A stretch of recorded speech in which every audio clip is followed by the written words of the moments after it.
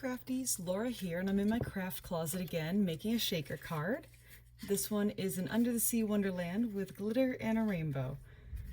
So I created this for a Joy of Sets Design Team Tic-Tac-Toe challenge that I'm hosting this month.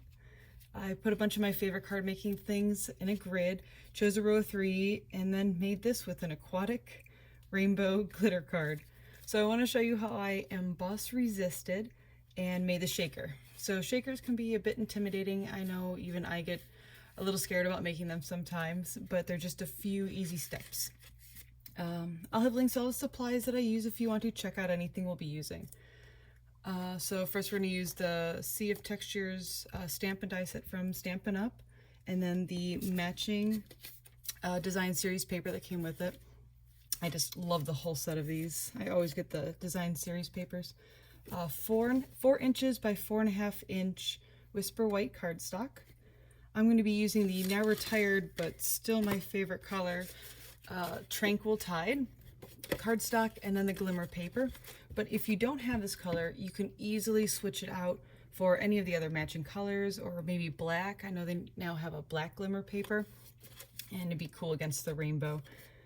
Let's see, a 3 inch by 3 inch window sheet, some foam adhesives, dimensionals, of course glitter, fun stuff to put inside of your shaker, Versamark ink, some white embossing powder, and of course a rainbow of inks. I'm using Poppy Parade, Pumpkin Pie, Mango Melody, Tranquil Tide, Pacific Point, and Rich Razzleberry.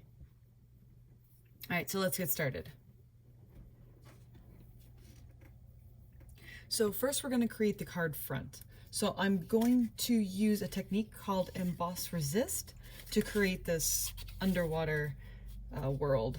So first I'm going to start with Versamark ink. Now this is a slow drying ink.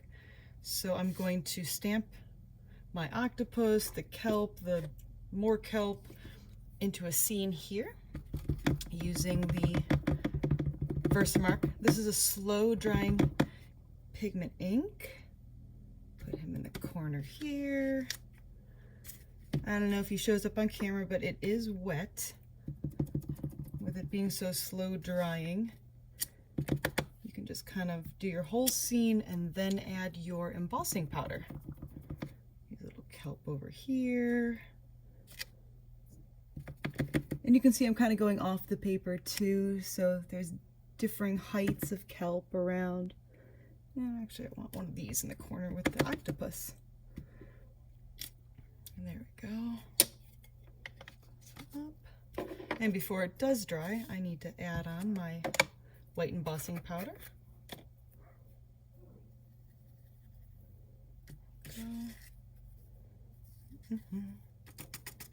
Maybe the camera will pick up that it is white now. I'm going to just dump this back in real quick, and then we're going to heat that up. I'm pretty sure you can leave the powder on indefinitely once it's stuck to the ink before heating it up. So I always take my time here to save all the good embossing powder. There we go. Take our heat tool, just on a low setting, and just roll it over.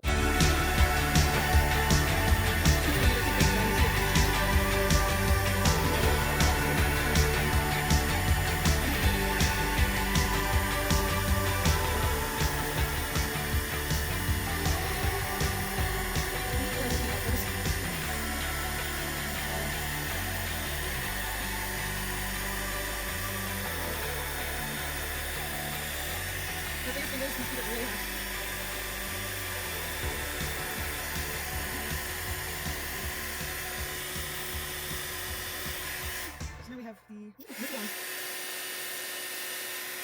Now it may not look like much right now. We have white embossed scene on white paper, but once the embossing powder is heated up, it will resist your ink. So we're going to start with red. Now this is Poppy Parade. I'm just going to ink up my sponge. And you know, I'm going to go from this corner. Kind of just do a little. Doesn't need to be perfect, but you can see how the white embossing powder resists my color.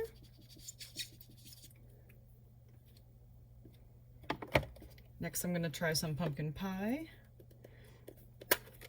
Now the embossing powder may have a little tint of the color on it. It'll just wipe right off. I'm just doing a little rainbow. And like I said, it doesn't need to be perfect. This is the underwater scene. Try to blend it into your other colors. So it kind of looks like the waves underneath the ocean. Mango Melody. I love this color. And you can see it, not being very careful, just, you know, stamping my little dauber.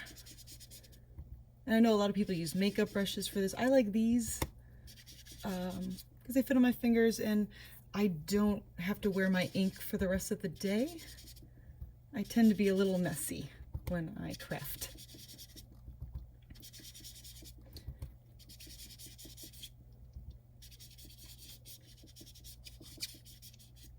All right.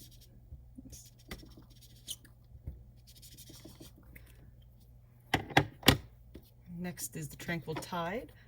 Now this color is retired, like I said before. It's still one of my favorites. But there's a lot of new fun colors to use. I think that the Pretty Peacock color would go very well with this set too.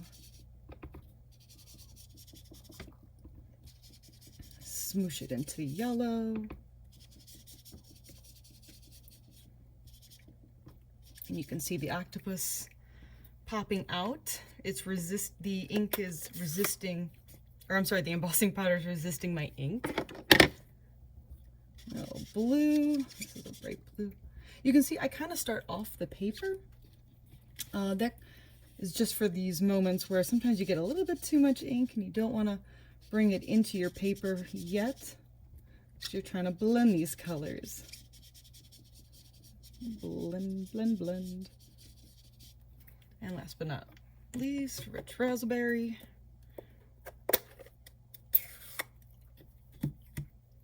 Dab, dab, dab.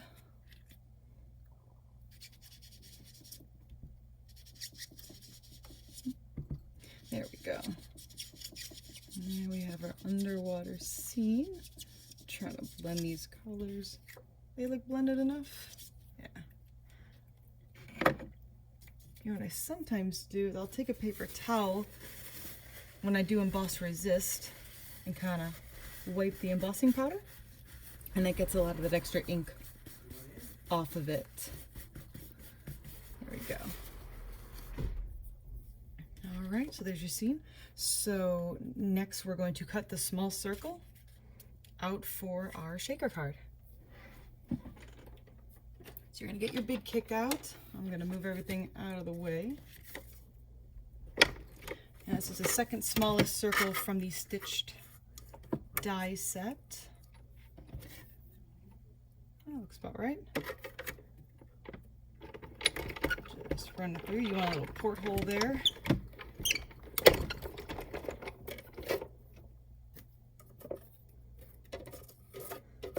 You can toss that or you can use it for something else. But here's what we got now. Let's put this away.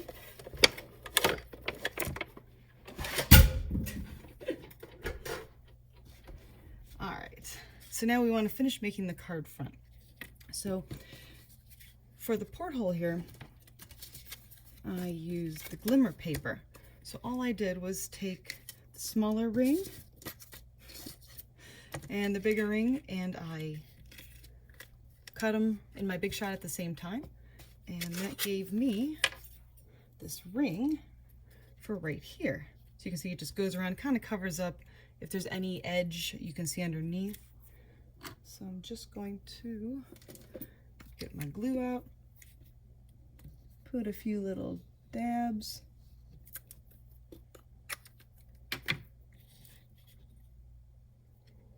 and put it around the porthole.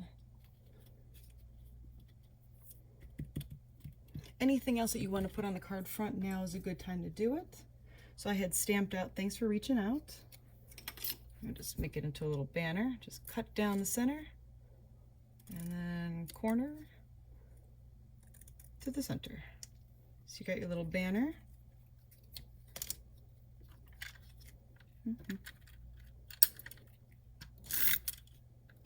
Put your tape on.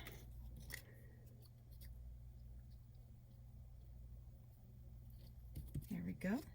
A little over the edge. No one needs to see that. All right. So there we go. This is our card front. So why don't we prep our card base next? So we have all of our other supplies here. The Tranquil tie, I'm just gonna fold it to make our card base. Now we're going to adhere our glimmer paper to the edges so it kind of pokes out at the top and bottom. So I just have these 1-inch strips. Put a little adhesive on them and adhere them to the top and bottom of the card. I put them close to the edge, I kind of leave a little extra. You can do whatever you feel happy with. Just trying to line them up. There we go. Now this is a good time to also put our designer series paper. I like this one because I thought it looked like bubbles. So I'm just gonna put it here. It's obviously bigger than we need it, but the rest of it's gonna get covered up. All right, so about there, but you also don't want to cover up the glimmer paper, so I put it a little bit down. Oops. I'm upside down today. So this is what's going to show behind your shaker card. Okay. All right, so now let's make the shaker. This is the funnest part, most fun. Okay, so we are going to adhere our window sheet to this side because you want the window sheet to hold all your goodies in. So I'm just going to put a few of these little dots along the edge. Doesn't need to cover the whole thing, just a few corners, maybe the edge, just to keep it all in.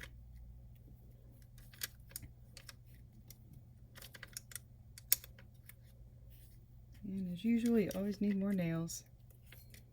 Okay.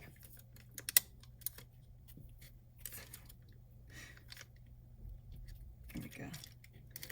Peel off the backings. So if you're crafting at home, I hope I'm going at a good pace for you if you're making this card along with me.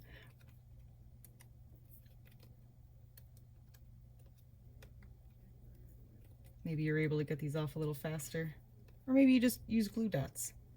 All right, so I'm just going to put it over the back, make sure it's all covered. I'm gonna do it this way. There we go.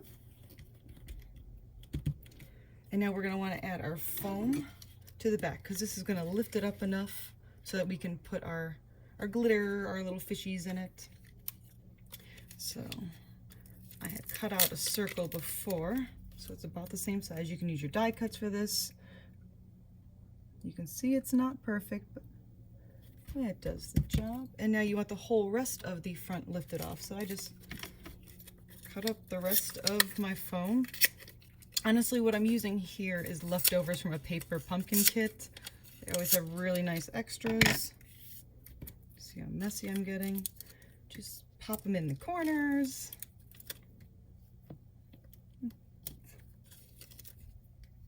Just so everything is nice and popped up.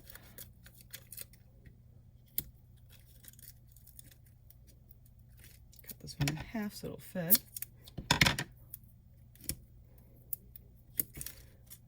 And there we go. So that's going to be, if you want to check to make sure it all sits well, that's good.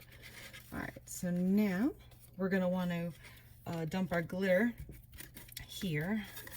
It's easier to work here with my glitter. So this is just the white glimmer glitter.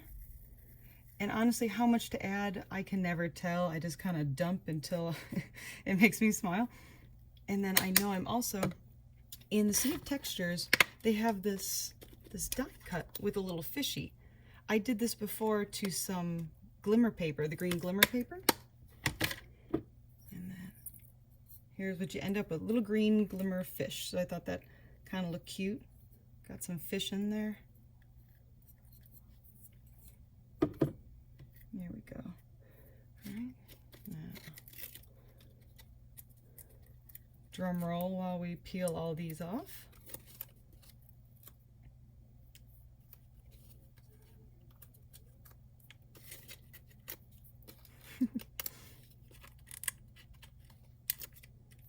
I love shaker cards. All right. I'm going to add a little more glitter. What's a shaker card without more glitter? All right, I'm going to add it onto the front right around it. You can see I dumped it in the center so that we're not adhering over the glitter. Here we go. Putting it down. Trying to even it up to the edges. And then pressing down. Make sure so no glitter escapes. Here we go. Oh, let's add the cute little dots. These are just enamel dots. They come in so many colors now. Just a few to make it look like a porthole. Space them around. One would probably be under there. All right, there you go. So go ahead and shake it. Shaker cards are fun for everyone, kids, adults. So I hope this video helped you and you enjoyed it. So please subscribe for more stamping fun and see you soon. Happy crafting.